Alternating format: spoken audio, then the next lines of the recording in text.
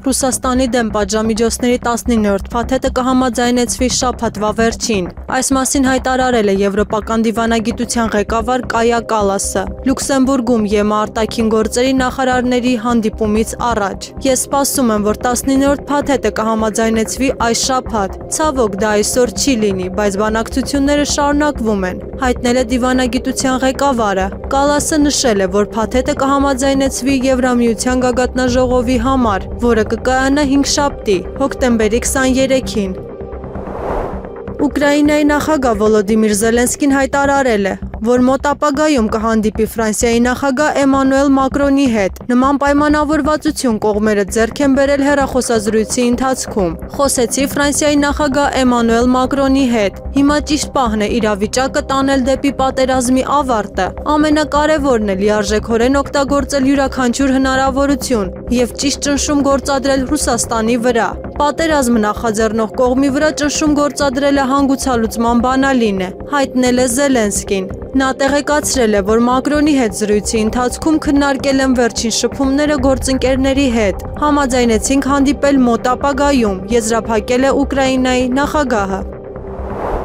Եվրամիությունը սկսել է ակտիվ դիվերսիոն գործողություններ Բուդապեշտում նախագահներ Վլադիմիր Պուտինի եւ Դոնալդ Թրամփի միջև կայանալիք հանդիպումը խափանելու համար։ Այս մասին հայտարարել է Ռուսաստանի արտաքին գործերի նախարարության խոսնակ Մարիա Զախարովան 10-ին տված հարցազրույցում։ Եվրամիությունը եւ ագրեսիվ արևմտաեվրոպական հանրությունը դիմել են ակտիվ, ինչպես իրենք են նախընտրում ասել, դիվերսիոն գործողությունների։ Նրանք կրկին սկսել են հայտարարություններ անել, սկսել են սպառնալիքներ հնչեցնել եւ այլն, ասել է Զախարովան։ Նրա խոսքով Մոսկվան տեսնում է, որ արևմտաեվրոպական հանրությունը սնվելով ամերիկյան ուլտրալիբերալների հայացքներով ցանկանում է խափանել ցանկացած խաղաղության ձգտում։ Այս գործողությունները նպատակ ունեն սրել հակամարտությունը, ինչպես դա արեցին 2022 թվականին։ Խաղաղության բանակցությունների խափանման դեպքում նշել է դիվանագետը։ Դժվար է ասել, թե որքանով են նրանք նույնիսկ հասկանում, թե ինչ են անում, հաշվի առնելով, թե որքան շատ ոչ մասնագետներ են ղեկավարում այս բոլոր արևմտաեվրոպական երկրները, ովքեր մասնագետներ չեն կրթության փորձով կամ մասնագիտությամբ, ասել է Զախարովան։ Եվրամիության արտաքին գործերի նախարար Կայա Կալասը հայտարարել է, որ Եվրամիությունը կցանկանար տեսնել Ռուսաստանի եւ Ուկրաինայի նախագահներ Վլադիմիր Պուտինի եւ Վոլոդիմիր Զելենսկու հանդիպումը։ Նրա խոսքերը հաղորդում է ՌԻԱ Նովոստին։ Ես կցանկանայի, որ Զելենսկին հանդիպեր Պուտինի հետ, քանի որ նրանք են, որ պետք է համաձայնության գան։ Այս հարցում ասել է նա Եվրամիության արտաքին գործերի նախարարների հանդիպումից առաջ, նշելով, որ Պուտինը շուտով կհանդիպի ԱՄՆ նախագահ Դոնալդ Թրամփի հետ։ Մնում է տեսնել, թե ինչ կստացվի այս հանդիպումից։ Կարևոր է, որ Զելենսկին հանդիպի նաև Պուտինի հետ, քանի որ նրանք իրոք կարող են քննարկել, թե ինչ կարող են անել, հավելել է Կալասը։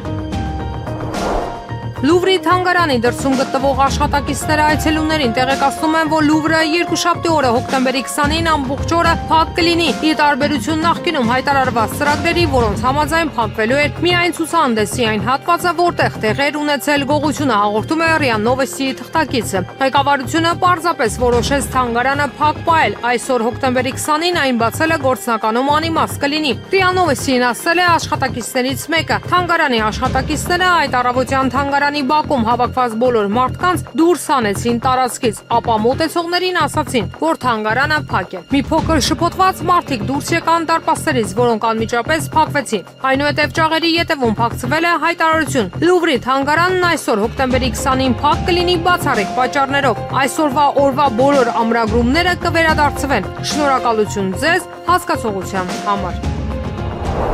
Լեհաստանի արտաքին գործերի նախարար Ռադոսլավ Սիկորսկին հայտարարել է, որ Ուկրաինային սառեցված ռուսական ակտիվների միջոցով վարկ տրամադրելու հարցը մոտենում է երջանիկ ավարտին։ Նրա խոսքերը մեջ բերել է The Guardian-ը։ Նախարարի խոսքով համաձայնության կարելի է հասնել մինչև 2025 թվականի վերջը։ Ամեն ինչ շատ պարզ է, կամ մենք կօգտագործենք ագրեսորի փողերը, կամ ստիպված կլինենք օգտագործել մեր սեփականը։ Մի հարցրեք, թե որն եմ նախընտրում, ասել է Սիկորսկին։ Եվրահանձնաժողովի առաջարկի համաձայն Եմեն մտադիր է Ուկրաինային տրամադրել 140 միլիարդ եվրոյի անտոկոս վարկ, օգտագործելով Euroclear ֆինանսական գործակալությունում պահվող սառեցված ռուսական ակտիվները։ Վարկը կտրամադրվի այն պայմանով, որ Ռուսաստանը սառեցված ակտիվները կօգտագործի այսպես կոչված հակամարտության ավարտից հետո պատերազմական փոխհատուցումները փակելու համար։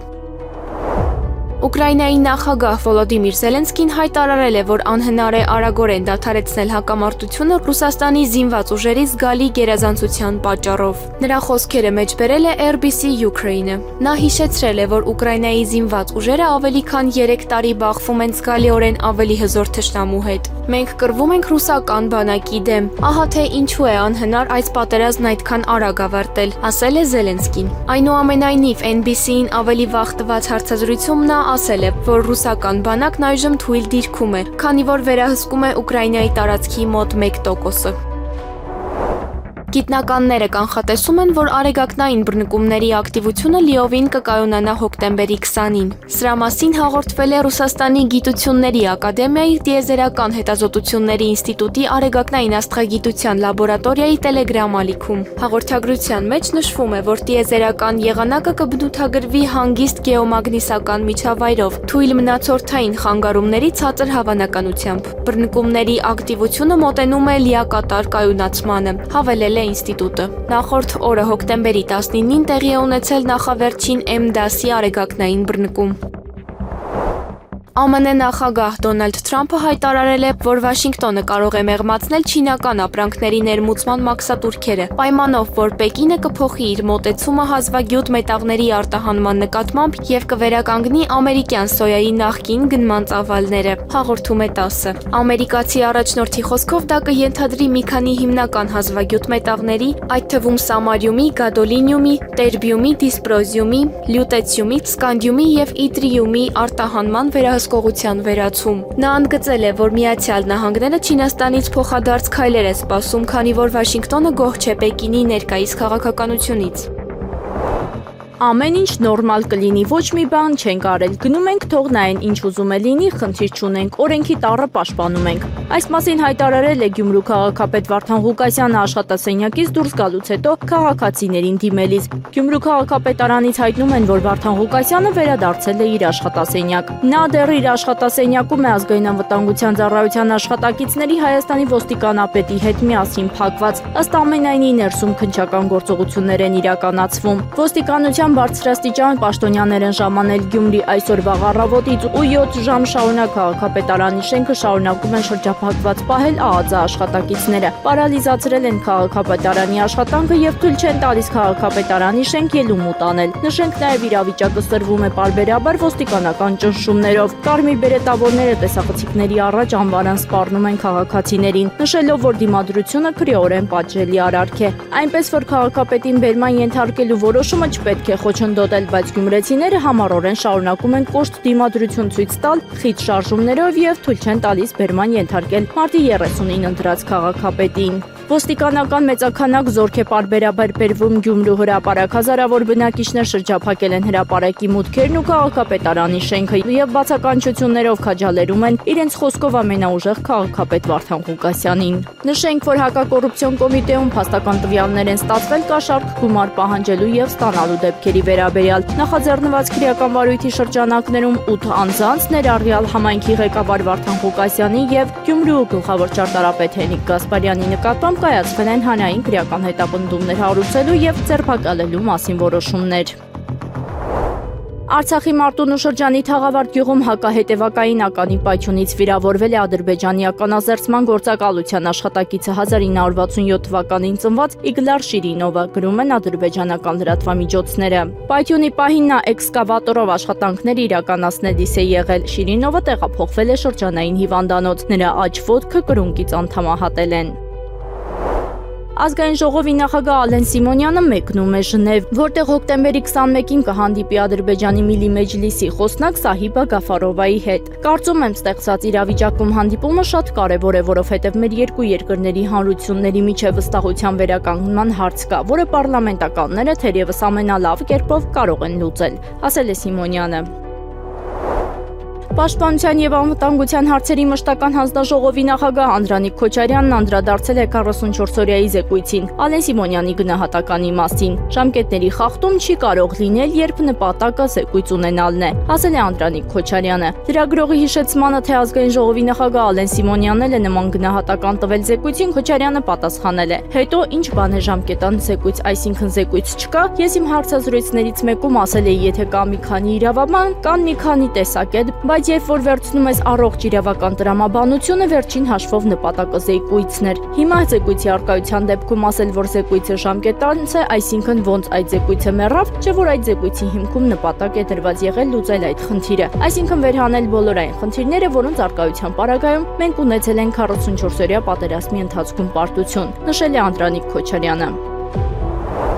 Գազայի հատվածում Իսրայելի կողմից իրականացված օդային հարվածների հետևանքով վերջին 24 ժամվա ընթացքում զոհերի թիվը հասել է 44-ի, հայտնում է Ալ-Մայադին հեռուստաալիքը, հղումանելով պաղեստինյան անկլավի բժշկական աղբյուրներին։ Ամենաշատ զոհերի թիվը գրանցվել է Նուսեյրաթի եւ Էլ-Բրեյջի փախստականների ճամբարներում, որտեղ զոհվել է 18 մարդ, վիրավորվել ավելի քան 50-ը։ Բոլորը տեղափոխվել են Ալ-Աուդա հիվանդանոց։ Վերջին 24 ժամվա ընթացքում իսրայելական ուժերը հարձակվել են անկլավի մոտ 100 թիրախի վրա, իսկ Խան Յունիսի եւ Ռաֆայի հարավային շրջանները ենթարկվել են ինտենսիվ ավիահարվածների եւ հրետակոծությունների, որտեղ արմատական Համաս շարժման զինյալները խախտել են հրադադարը։ Ավելի վաղ Պաղեստինի առողջապահության նախարարությունը հայտնել էր, որ հոկտեմբերի 10-ին հրադադարի ուժի մեջ մտնելուց ի վեր Գազայի հատվածում զոհվել է 51 մարդ, վիրավորվել ավելի քան 150-ը։ Գազայի իշխանությունները մեղադրել են Իսրայելին 8 օրվա ընթացքում հրադադարը 47 անգամ խախտելու մեջ։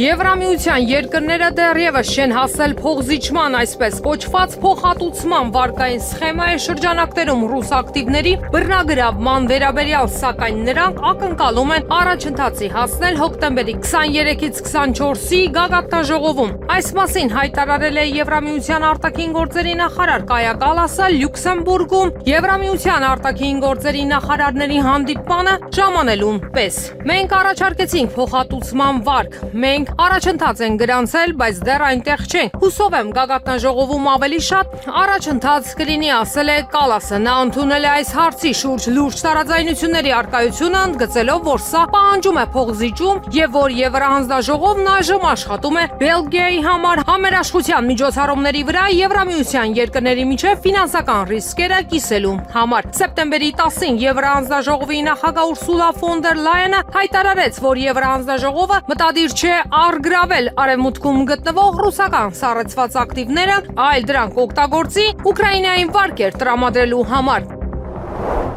ԱՄՆ փոխնախագահ Վենսը կարծում է, որ Պարսից ծոցի երկրները պետք է Գազայի հատվածում ստեղծեն անվտանգության ենթակառուցվածք Պաղեստինյան արմատական շարժման Համասի զինաթափման վերահսկողությունն ապահովելու համար։ Նա նշել է, որ Վաշինգտոնը Համասի զինաթափումը համարում է Գազայի խաղաղության համաձայնագրի կարևոր մասը։ Մեր Պարսից ծոցի դաշնակիցները դեռևս ունեն անվտանգության ենթակառուցվածքներ Համասի զինաթափումն ապահովելու համար, ըստ France Press գործակալության, ասել է Վենսը, կոչ անելով այդ երկրներին արագացնել համապատասխան միջոցներ ձեռնարկելու իրենց ջանքերը։ Ավելի վաղ պետական հեռարձակող կանը հայտնել էր, որ Վենսը եւ ԱՄՆ նախագահի հատուկ ներկայացուցիչ Ստիվեն Ուիտկովը այս շաբաթ այցել են Իսրայել։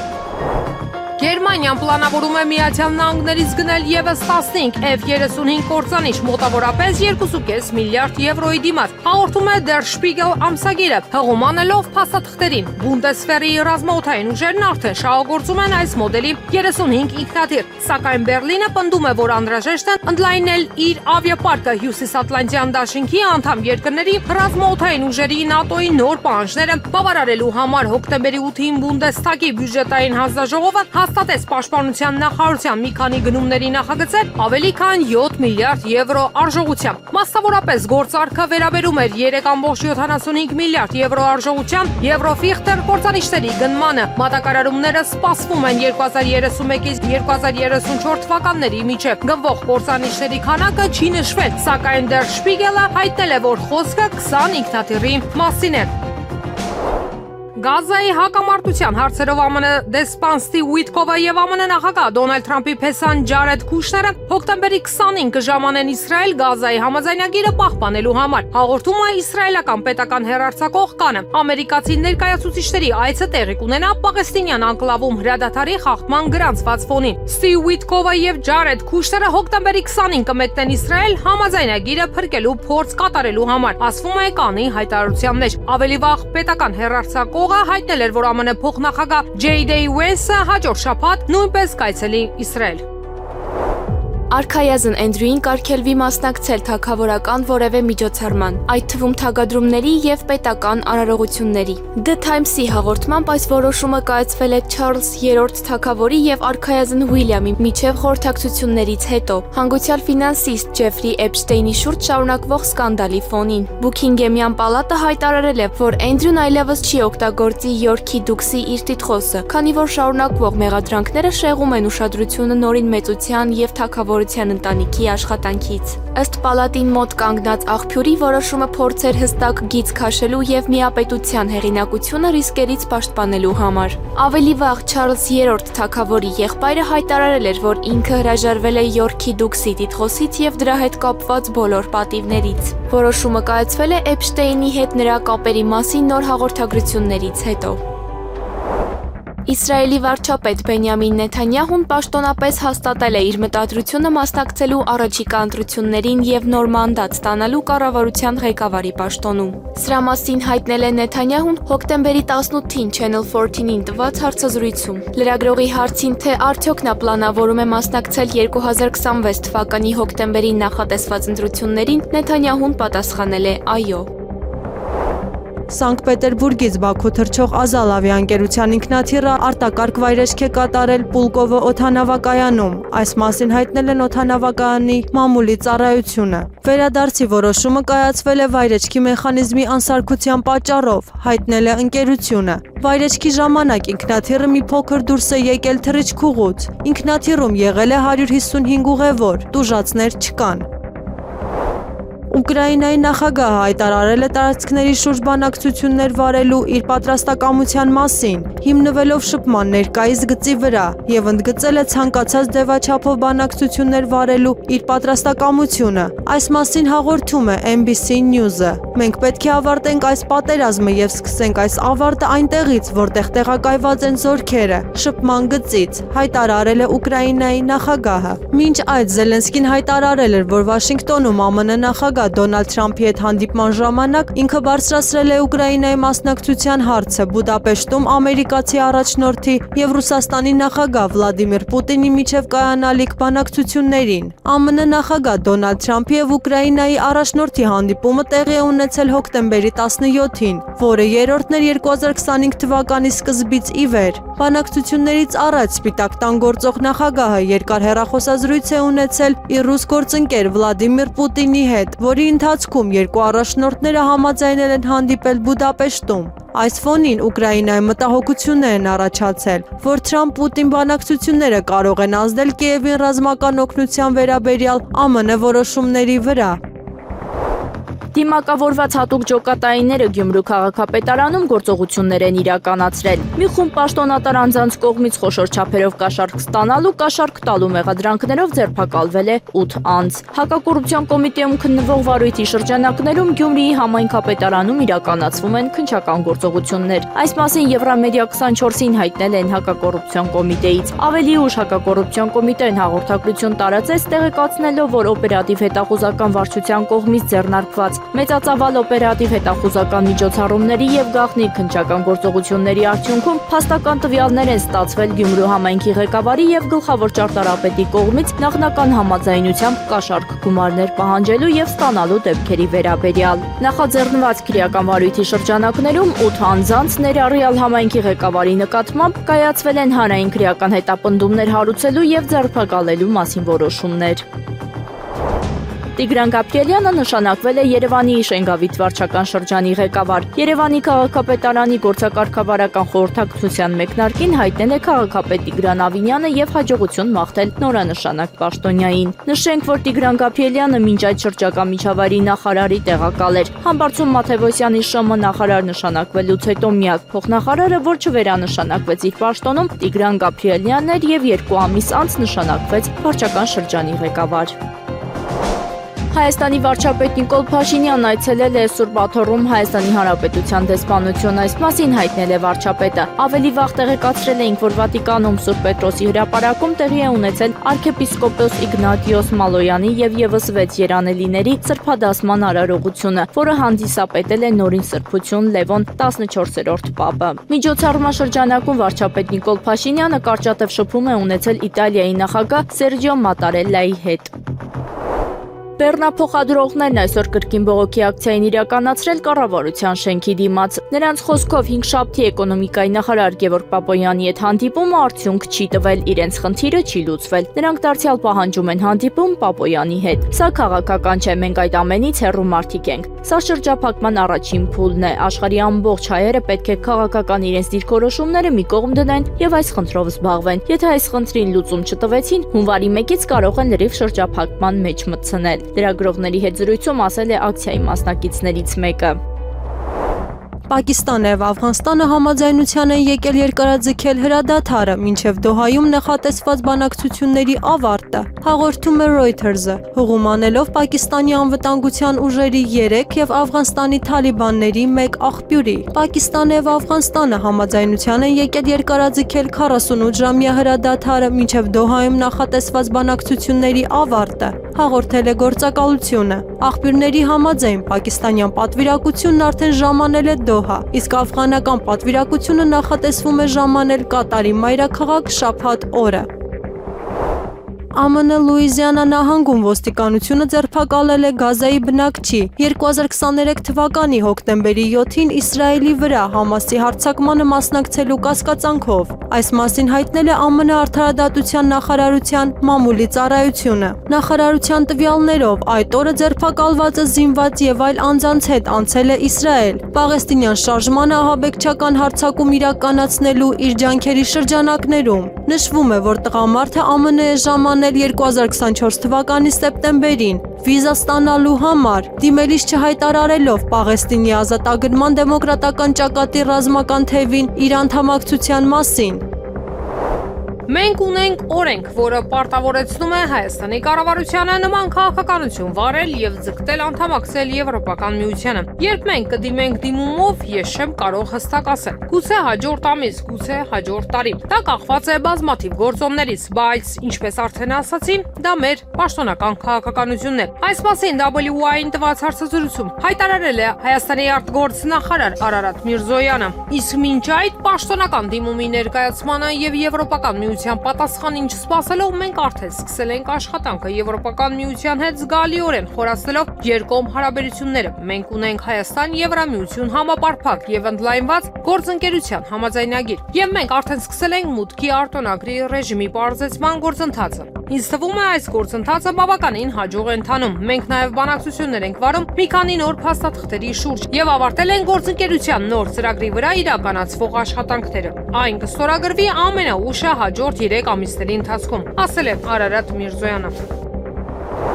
Պատմական Հայաստանը մեզ ասում է, ձեր ունեցած պետությունը մի դարձրեք պատմական Հայաստանի մաս։ Այս մասին հայտարարել է վարչապետ Նիկոլ Փաշինյանը մի րոպե մի բան ասեմ շարքի 8-րդ տեսանյութում։ Ինչ դաս է մեզ տալիս մեր պատմությունը։ Մեր պատմությունը մեզ ասում է մի կրկնեք ինձ, իսկ նրան չկրկնելու համար մենք պետք է կարդանք, մենք պետք է սովորենք, պետք է սերտենք մեր պատմությունը։ Եկեք ի վերջո խոստովանենք, որ մենք շատ խոսում ենք մեր պատմությունից, բայց շատ չենք կարդում մեր պատմությունը։ Ինչ է ասում մեզ պատմական Հայաստանը։ Պատմական Հայաստանը մեզ ասում է ձեր ունեցած պետությունը։ Հայաստանի Հանրապետությունը մի դարձրեք պատմական Հայաստանի մաս։ Եվ հետևաբար իրական Հայաստանի գաղափարախոսությունը եւ 4-րդ Հանրապետության գաղափարը բխում են հայ ժողովրդի պատմությունից, բխում են պատմական Հայաստանի ուղերձների սերտումից։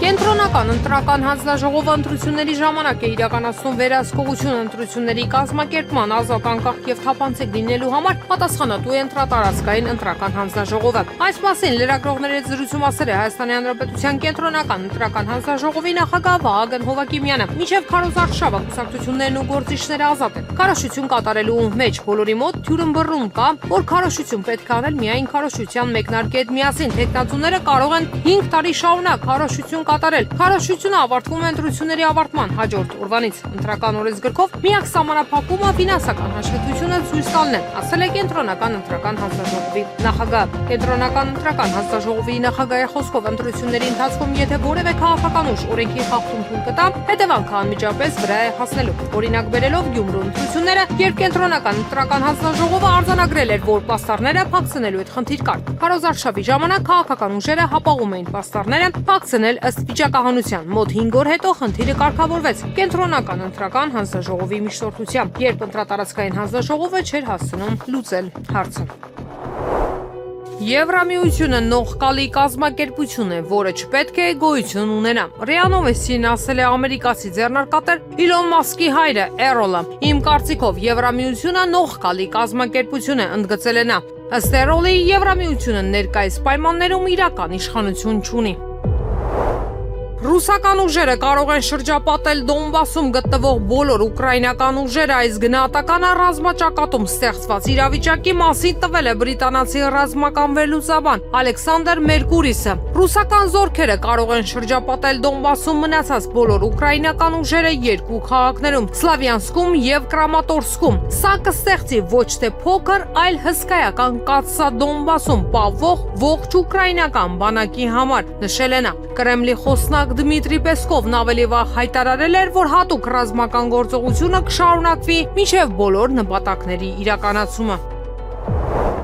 Ուկրաինայի առաջնորդ Վոլոդիմիր Զելենսկու հետ հոկտեմբերի 17-ին կայացած հանդիպման ժամանակ ԱՄՆ նախագահ Դոնալդ Թրամփը խաթարել է Կիևի Միացյալ Նահանգներին Ռուսաստանի հետ հակամարտության մեջ ներքաշելու ռազմավարությունը, հաղորդում է ուկրաինական ՍՌԱՆԱ հրատարակությունը։ Թրամփը ցուցադրում է պատերազմի մեջ չներքաշվելու հստակ ցանկություն։ Սա խաթարում է ուկրաինական իշխանությունների եւ արևմտյան պատերազմի կուսակցության ռազմավարությունը, որոնք հույս ունեն, որ այսօրվա հանդիպումից հետո Վաշինգտոնը կվերադառնա Ռուսաստանի հետ պատերազմի ուղուն, նշում է հրատարակությունը։ Ըստ պարբերականի Զելենսկին չի կարողացել հասնել իր այսի հիմնական նպատակներից մեկին Տոմահավք քրթիռների Ուկրաինայի փոխանցմանը։ Ընդհանուր առմամբ հրատարակությունը կարծում է, որ Ուկրաինայի առաջնորդը ԱՄՆ կատարած իր այցով ցանկանում էր հասնել 3 բանի՝ Մոսկվայի վրա ճնշման ուժեղացում, Կիևին ռազմական օգնության շարունակություն եւ Տոմահավք քրթիռների փոխանցում։ Ուկրաինայի նախագահ Վոլոդիմիր Զելենսկին Ռուսաստանի նախագահ Վլադիմիր Պուտինին անվանել է իր թշնամին։ Քաղաքական գործիչը այս գնահատականը տվել է ռուս առաջնորդին ճեպազրույցի ժամանակ, որի ձայնագրությունը հրապարակվել է Ուկրաինայի նախագահի աշխատակազմի YouTube-յան ալիքում։ Պետության ղեկավարը հանդիպել է լրագրողների հետ իր ամերիկացի գործընկեր Դոնալդ Թրամփի հետ հանդիպումից հետո։ Պուտինը ատում է ինձ համար տարօրինակ է, եթե ես այլ վերաբերմունք ունենայի այս մարդու նկատմամբ, ես նրա նկատմամբ նույն եմ զգում, ինչ նա իմ նկատմամբ, նշել է Զելենսկին։ Նա հավելել է, որ Ռուսաստանի նախագահին եւ ռուսներին ընդհանրապես համարում է Ուկրաինայի եւ բոլոր ուկրաինացիների թշնամի։ Մերձավոր Արևելքի հարցերով ԱՄՆ նախագահի հատուկ ներկայացուցիչ Ստիվ Ուիթկովը կիրակի օրը կայցելի Մերձավոր Արևելքի տարածաշրջան Գազայի խաղաղության ծրագիրը առաջ մղելու համար։ Ուրբաթ օրը հաղորդել է Axios-ը հղում անելով աղբյուրներին։ Կանխատեսվում է, որ Ուիթկովը կիրակի երեկոյան կմեկնի Մերձավոր Արևելք Գազայի պատերազմի ավարտի համաձայնագիրը առաջ մղելու համար։ Ըստ ամերիկացի պաշտոնյայի եւ հարցի հետ ծանոթ աղբյուրի հաղորդում է պորտալը։ Աղբյուրը նշել է, որ Ուիթկովն իր շրջագայության ընթացքում նախատեսում է այցելել Եգիպտոս եւ Իսրայել եւ հավանաբար կայցելի նաեւ Գազայի հատված։ Հայտնի է վաղարշաբաթի ընտրություններում, որ քաղաքական ուժը որ համարի ներքո կմասնակցի։ Կենտրոնական ընտրական հանձնաժողովի արտահերթ նիստում այսօր որոշվել է, որ քաղաքական ուժը որ համարի ներքո է մասնակցելու վաղարշաբաթի ավականու ընտրություններին։ Այսպիսով, առաջին հաղթանակ կուսակցությունների դաշինքը կազմում առաջ եւ հայ հեղափոխական դաշնակցություն կուսակցությունները, երկրորդ համահայկական ճակատ կուսակցությունը, երրորդ հանրապետություն կուսակցությունը, չորրորդ Մայր Հայաստան ազգային դեմոկրատական կուսակցությունը, 5-րդ Ազատ դեմոկրատներ կուսակցությունը, 6-րդ Ժառանգություն կուսակցությունը, 7-րդ Քաղաքացիական պայմանագիր կուսակցությունը եւ 8-րդ Հայրենիք կուսակցությունը։ Եղանակը առաջիկա օրերին Երևան քաղաքում հոկտեմբերի 20-ի երեկոյան, 21-ին, 22-ի ուշ երեկոյան, 23-ի գիշերը եւ երեկոյան հնարավոր է կարճատև անձրև։ Հոկտեմբերի 22-ի գիշերը 24-ից 25-ին սպասվում է առանց տեղումների եղանակ։ Հանրապետության տարածքում հոկտեմբերի 20-ից երեկը, 21-ին, 22-ի ուշ երեկոյան, 23-ից 24-ին առանձին շրջաններում սպասվում է կարճատև անձրև։ Հոկտեմբերի 25-ին սպասվում է առանց տեղումների եղանակ։ Քամին արևմտյան 2-ից 5 մետր վարկյան, հոկտեմբերի 21-ին առանձին շրջաններում հնարավոր է քամուշ, գնացում 16-ից 19 մետր վարկյան արագությամբ։ Օդի ջերմաստիճանը հոկտեմբերի 21-ից երեկը կնվազի 2-ից 3 աստիճանով, հոկտեմբերի 22-ին երեկը նույնքան կբարձրանա։